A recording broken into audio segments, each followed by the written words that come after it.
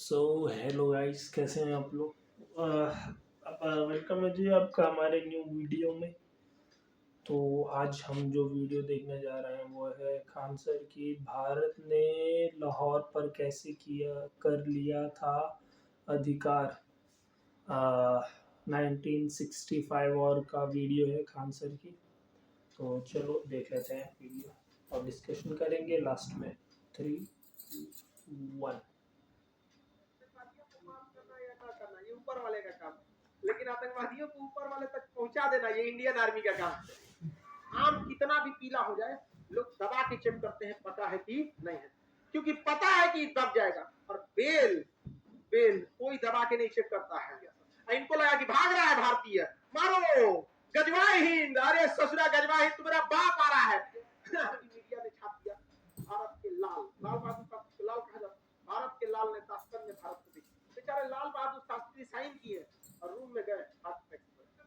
अरे आज नहीं तो कल तो मराना ही मराना, मरा जाए आदमी, कौन दिक्कत है यहाँ पे। कौन मरा आदमी 70 साल जी के क्या कर लेगा, ये बता ना। बेड पे मरोगे, बेड नंबर 36 मर गया, ऐसे तुम्हें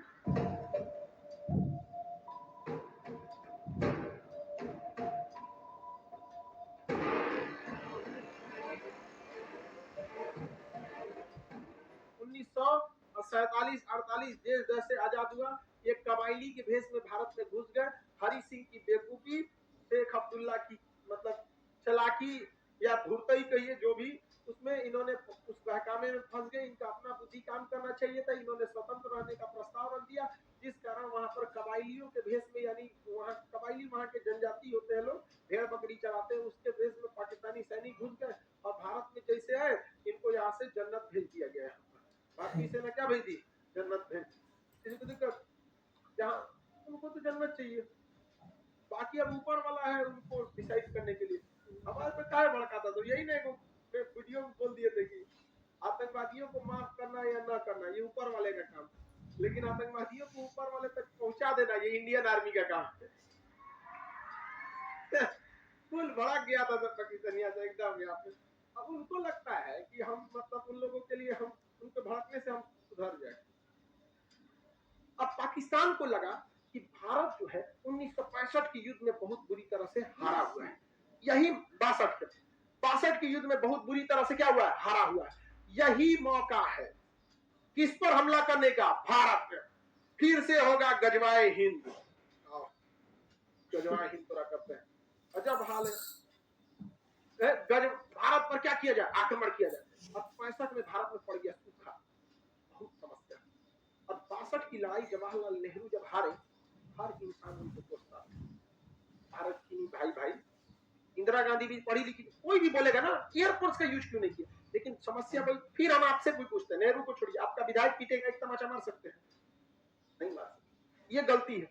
लेकिन हमारे बैच के तो मार दीजिएगा, नहीं समझे, दे दीजिएगा यहाँ पर, कोई दिक्कत नहीं जी। अमर होके थोड़े आए हैं, अमर होके आए हैं, नहीं कोई दिक्कत नहीं है। आप देखिएगा मिर्जापुर मूवी में गोली, मुन्ना भैया, गोली उसी को मारा है जिसने दोबारा पलट के नहीं चला है। मारे गुड्डू पंडित को मारे हैं भाई वेब सीरीज का कितना भी पीला हो जाए, लोग दबा के चेक करते हैं पता है कि नहीं है, क्योंकि पता है कि दब जाएगा। और बेल बेल कोई दबा के नहीं चेक करता है, पता नहीं दबेगा। भारत की भी थोड़ी थोड़ी गलती हो जाती है। अब यहाँ पे भारत में पड़ गया सूखा। 62 की लड़ाई में हम लोग बहुत बुरी तरह सेना का मनोबल एकदम टूटा था। पाकिस्तान ने कह दिया गुजरात का पक्ष मेरा, कड़क कड़क होता है बाहर से, उसके अंदर वो बाल ऐसे हो रहते हैं। यहाँ पे घुस गया सब पाकिस्तान वाला, यहाँ पर घुस गया। अरे बलवंत राय मेहता का जहाज मार के गिरा दिया सब।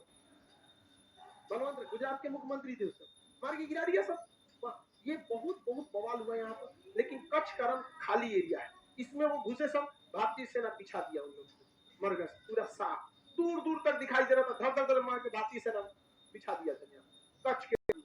1965 की लड़ाई।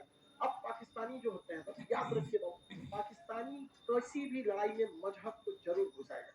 उसने कश्मीर में घुस गए सब पाकिस्तानी, और कश्मीर में घुसकर भारतीय सेना को मारते थे, आगजनी करते थे, बवाल मचाते थे।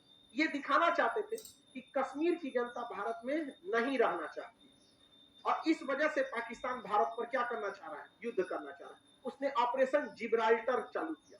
क्या चालू किया? Operation Gibraltar. ऑपरेशन जिब्राल्टर के तहत उसने क्या किया कि कश्मीर को सोचा कि काट दे बाकी के हिस्से में, और बहुत ही बड़ी संख्या में सैनिक भारत में घुस गए। और हमारे सामने समस्या ये थी कि अभी 62 का युद्ध खत्म भी नहीं, मतलब अच्छे से खत्म नहीं हुआ। जवाहरलाल नेहरू का टेंशन से मौत हो गई थी। जवाहरलाल नेहरू की मृत्यु का कारण भारत पाक युद्ध था, भारत चीन युद्ध, सब जिम्मेदार यही थे। तो दूसरा कौन बोली सुनेगा? ढेर होशियार बनेंगे, गुट निरपेक्ष रहेंगे, एयरफोर्स का यूज ना करेंगे, 20 साल जरूरत है तो 20 साल बोलेंगे, समझा कि नहीं आएगा? भाई जब उसने कश्मीर पर आपके रेडी नहीं हुआ, कश्मीर पर जब रेडी नहीं हुआ तो तिब्बत पे क्या रेडी हो गए? नहीं समझे? आपको भी कहना चाहिए कि हम उस पर अध्ययन करने के बाद हम देखेंगे यहाँ पर। तो पाक यहाँ पर कश्मीर, लाल बहादुर शास्त्री उस समय भारत के क्या थे? प्रधानमंत्री। उन्होंने देखा कि तो बहुत दिक्कत की बात, पाकिस्तान के पास कई फायदे थे। उसके पास सेवर जेट थे, उस समय का सबसे खतरनाक विमान था, और उसमें हीट सीकिंग मिसाइल लगी थी, या विंडर मिसाइलें थी साइड में, मारता था कौन? भारत के पास कोई मिसाइल नहीं थी। भारतीय जहाज में बंदूक लगा था और उसके पास हीट सीकिंग विंडर मिसाइलें थी, मार देती थी जहाज की इंजन खून के। अब हवा में तो कहीं गर्मी का सवाल पैदा नहीं होता है, अगर गर्मी है मतलब जहाज का इंजन है, और उसी को हीट सीकिंग मिसाइल थी, विंडर मिसाइलें मार देती थी। पाकिस्तान भारतीय जहाजों को मार के गिराने में सक्षम था। पाकिस्तान को अमेरिका ने पैटर्न टैंक दिया था, उस समय का सबसे खतरनाक टैंक। पूरी एशिया में कोई ऐसा हथियार ही नहीं था जो पैटर्न टैंक को मार के गिरा सकता था। पाकिस्तान का मनोबल 7वें आसमान पर, और भारत के सामने सब समस्या। 62 में बहुत बुरी तरह हारे थे। भारत में नेतृत्व की कमी थी, लाल बहादुर शास्त्री आए थे चुनाव से, तो अचानक आए ना, लाल मृत्यु हो गई जवाहरलाल नेहरू की, ये आए, सूखा पड़ा हुआ था। पाकिस्तान में ऐसी कोई समस्या नहीं थी। पाकिस्तान ने देखा यही मौका है, पाकिस्तान ने यहाँ गुजरात पर हमला किया, कोई फायदा नहीं हुआ, कश्मीर में घुस के पूरा बवाल करा दिया कश्मीर में, और यहाँ ऑपरेशन जिब्राल्टर के तहत घुसा दिया। भारतीय सेना जब आई तो पाकिस्तान को वहां से मुंहतोड़ जवाब देना चालू किया, और यहाँ पर एक के दिन में जो ऑपरेशन जिब्राल्टर का जो हेड ऑफिस था, एक के दिन में उड़ा दिया। एक के दिन में उड़ा दिया यहाँ पे। हवा ऑपरेशन जिब्राल्टर की इनकी हवा निकल गई, पाकिस्तानी सैनिक भागने लगे थे यहाँ। तो यहाँ हमारी थल सेना ने बहुत ही बहादुरी का परिचय दिया, लेकिन यहाँ पर उसकी एयरफोर्स भारी पड़ गई। एयरफोर्स के जहाज जो थे उसके, उसमें ना मिसाइलें लगी थी, और मिसाइल खुद ढूंढ के मार देती। अब बंदूक में क्या, मशीन गन लगा, जहाज को टेढ़ा करना पड़ेगा, इससे करके मारना बहुत मुश्किल हो जाता है। और उसकी दुनिया की सबसे खतरनाक जहाज एस-400 नहीं था सर उस समय, तो अभी भी नहीं आया है, रेडी नहीं हुआ, अभी आ रहा है। क्या बात करते हैं, उस समय टेक्नोलॉजी भी नहीं थी, एस-4 तो दुनिया में कहीं नहीं था। तो उसके बाद वेंडर मिसाइलें थी, मार देती थी, धाए से कोई जहाज नहीं उड़ता था उसके आगे, डर के मारे। हमारे पास सबसे घटिया जहाज उस समय का नाट विमान था, नॉट विमान था। उसके पास Sabre jet, Starfighter, Sabre jet उस समय का सबसे उन्नत जहाज, और उसमें हीट सीकिंग मिसाइल, वेंडर मिसाइलें लगी थी। हमारी जहाज मार के गिरा दिया, उड़ने नहीं दिया। हाँ तो तुम क्या श्रीनगर एयरबेस पे आके बम मार के चल गए, तब क्या किया जाए? तो भारतीय सैनिक भी कहा जुगाड़ लगाया। इसने कहा एक काम करते हैं, पाकिस्तान के जो सेवर विमान है इनको हम लोग चकमा देते हैं। इन्होंने क्या किया, अपने नाट विमानों को बहुत ही हाइट पर उड़ाया, बहुत ही हाइट पर उड़ाया। किसको? नाट विमानों, ताकि ये रडार के पकड़ में आ जाए। इन घोचुओं को समझ में नहीं आया, नाट विमान किसके पकड़ में आ गया? रडार में। और इन लोगों ने उड़ा दिया किसके खिलाफ? नाट विमान के खिलाफ। अब नाट विमान कमजोर थे, और ये स्टार विमान थे, इनका पीछा करने के लिए ये ऊपर गए। अब मशीन गन की लड़ाई में देखिए, हमारे पास मिसाइलें नहीं थी, हमारे पास क्या था? मशीन गन अगर लड़ाई में रहेगी तो उसी को फायदा होगा जो पीछे है या फिर ऊपर है, धाए धाए मार देगा।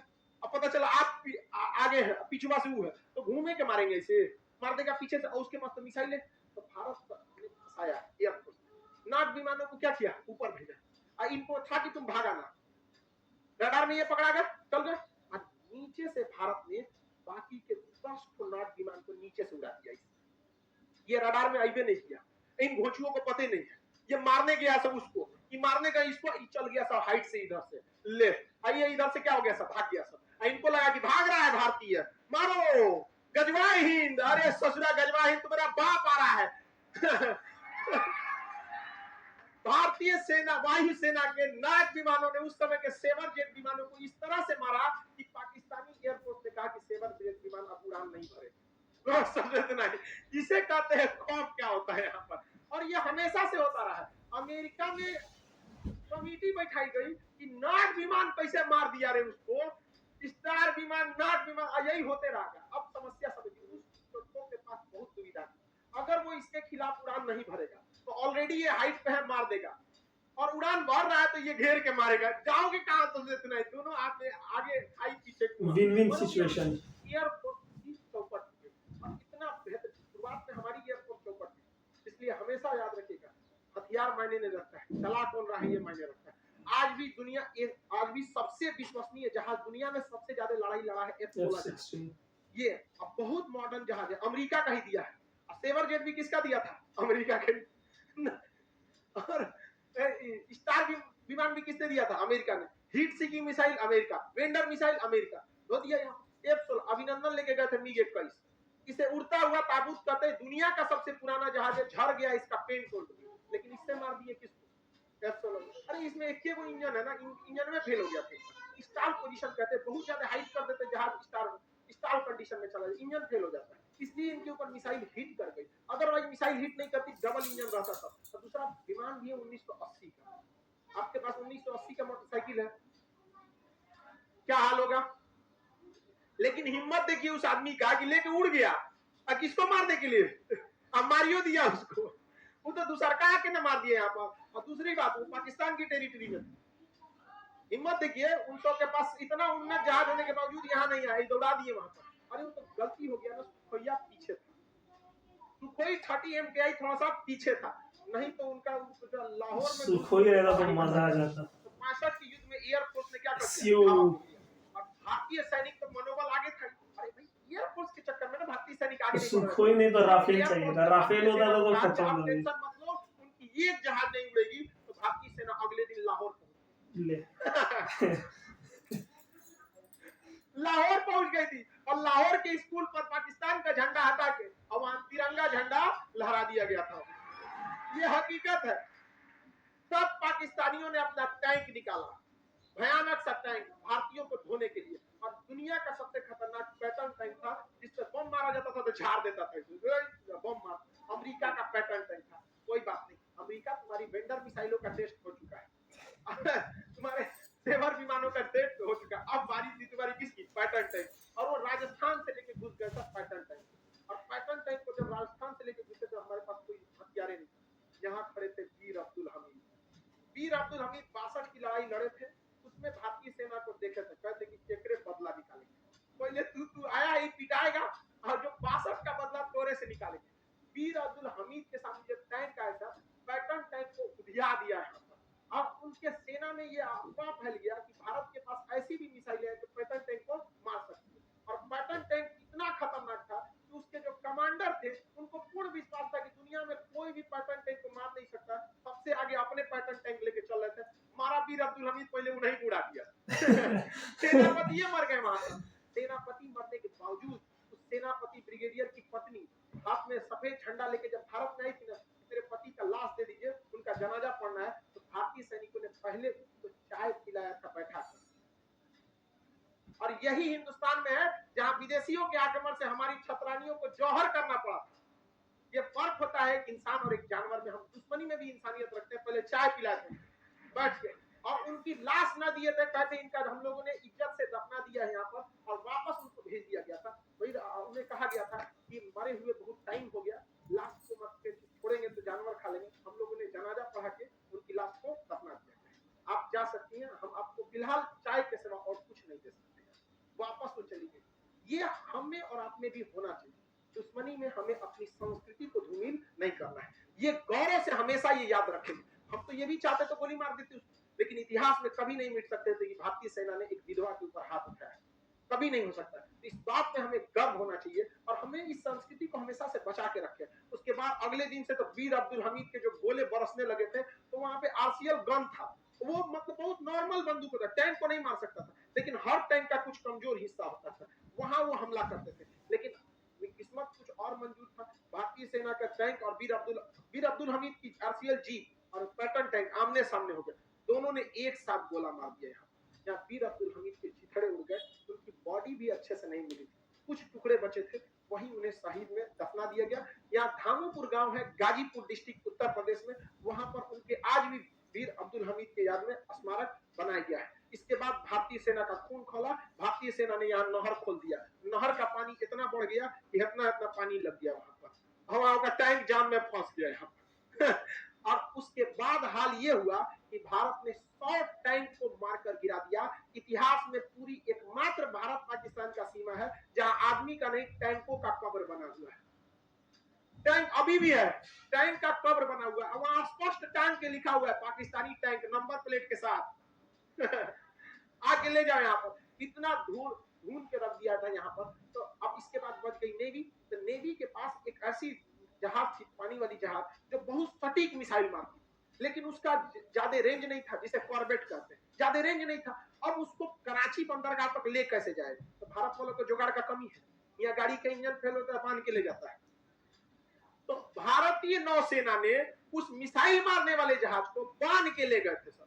कहां पर? कराची बंदरगाह पर। और कराची बंदरगाह के जितने भी जहाज थे सबको मार दिया था। पाकिस्तानी नेवी ने आदेश दिया अपनी नौसेना को समुद्र में मत जाओ, समुद्र में मत जाओ। रूस के नौसेना प्रमुख माथा पीट रहे थे कि यार मारा कैसे उसको, क्योंकि ये मिसाइल रक्षा करने के लिए। अब S-400 किस लिए है? रक्षा करने। अब ओकरा कोई ले जाके दूसरे पे हमला कर दे तो रूस नहीं करे, ये क्या किया है तुम यहाँ? रक्षा करने वाला मिसाइल है कि तुम्हारे ऊपर कोई मारेगा तुम मारना। हम बता रहे थे कैसे बांध के ले गए थे और वहां ले जाके खड़ा कर दिए, और इसके और आया तो मार के गिरा दिया सर, मार के धो दिया। पाकिस्तानी नेवी का हालत खराब हो गया। कराची बंदरगाह से भाग गए थे वो लोग, ग्वादर बंदरगाह से छोड़ के भाड़ में जाओ। एयरफोर्स मराई, नेवी मराई, थल सेना मराई, सब मराई, फिर भी इन्हें गजवाई हिंद चाहिए। अरे तो कहीं के तुमको कौन समझाए यहाँ पर? इसके बाद लाल बहादुर शास्त्री, रूस जो था ये नहीं चाहता, क्योंकि अमेरिका और रूस के बीच में विवाद चल रहा था उस समय। सेम क्यूबा संकट चल रहा था। क्या चल रहा था? क्यूबा संकट। क्यूबा कहाँ? अमेरिका के पास। क्यूबा संकट चल रहा था। लगने तो यहाँ पे मार चल रहा है, यहाँ खत्म कैसे? मार चल तो मार जब तक खत्म नहीं होगा तब तक। हमको लगता है हमको सेना में छाटा था सब इसीलिए। बोलता है तुम बहुत बोलता है, तुमको सेना में जाना था ना, जा नहीं पाया, हाथ टेढ़ा था एकदम मेरे हम मराते तो पीछे से आईबे करती, आई हो गया, जो गया, गुजर गया यहाँ पे, बात खत्म यहाँ। अरे आज नहीं तो कल तो मराना ही मराना, मरा ले आदमी, कौन दिक्कत है यहाँ पे? कौन मरा आदमी 70 साल जी के क्या कर लेगा? ये बता ना, बेड पे मरोगे, बेड नंबर 36 मर गया, सोचो तुम्हें क्या फायदा है यहाँ पे? बुढ़ौती में मर के पतो अगर आएगी, बुढ़ा मरता नहीं है यहाँ। बेहतरीन है ना यहाँ पे, वो जवानी जवानी नहीं जिसकी कोई कहानी ना हो। मार तो चीन चाहता नहीं था। सुनिए ध्यान से, यहाँ पर था क्यूबा संकट। क्या था क्यूबा? रूस ससुरा यहाँ आके परमाणु बम लगा दिया था। किसको मारने के लिए? अमेरिका को। और अमेरिका तुर्की में आके परमाणु बम लगा दिया, किसको मारने के लिए? रूस। अल्लाह, तृतीय विश्व युद्ध की तैयारी चल रही थी। अब रूस चाहता था कि दूसरे जगह पे युद्ध ना हो। पाकिस्तान किसका साथ दे रहा था? अमेरिका किसका साथ? पाकिस्तान। रूस किसका साथ दे रहा? भारत। तो इन दोनों के बीच में ताशकंद में समझौता किया गया। भारत लाहौर तक कब्जा कर लिया था। ताशकंद समझौता में रूस ने भारत का साथ नहीं किया, वो केवल कॉम्प्रोमाइज कराना चाहता था। और लाल बहादुर शास्त्री पर सारे लोगों पर दबाव बनाया गया, इतना दबाव बनाया गया, कई बार ऐसे भी हो गया आपको बैठा के पूरा गांव दबाव बनाएगा, मजबूरी में साइन करना पड़ेगा। ताशकंद समझौता साइन किया गया और कहा गया कि जो जहां पे कब्जा किया है वापस लौट। तो पाकिस्तान से कब्जा कोई किया और हम लोग से लाहौर, और हमारे सैनिक भी ज्यादा शहीद हुए। भाई हर युद्ध की कीमत चुकानी पड़ती है।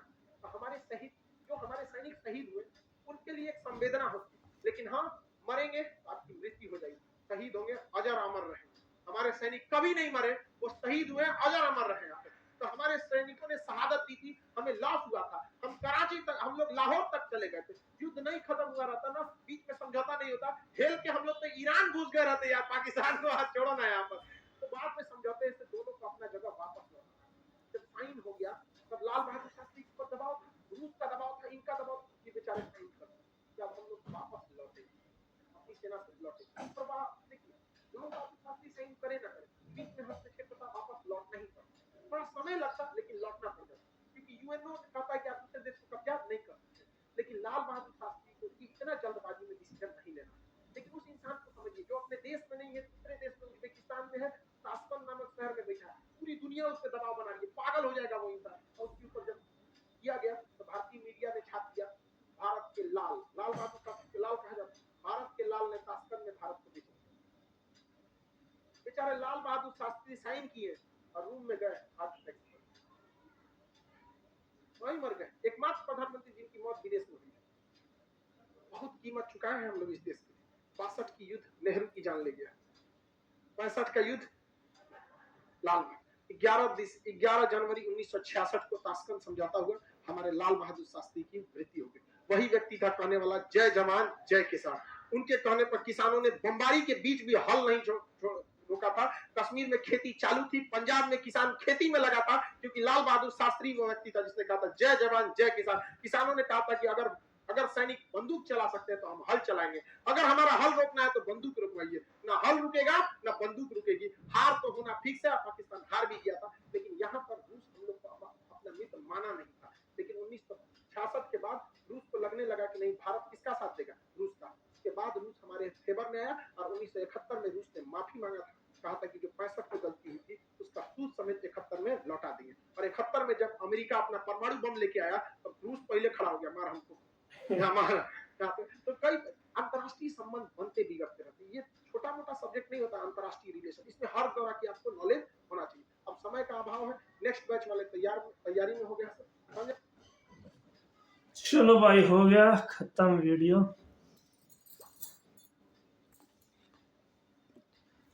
नेताओं ने बहुत बड़ी बड़ी गलतियां की है इस देश की। क्या ही जरूरत थी साइन करने की, तो बोले तो दे।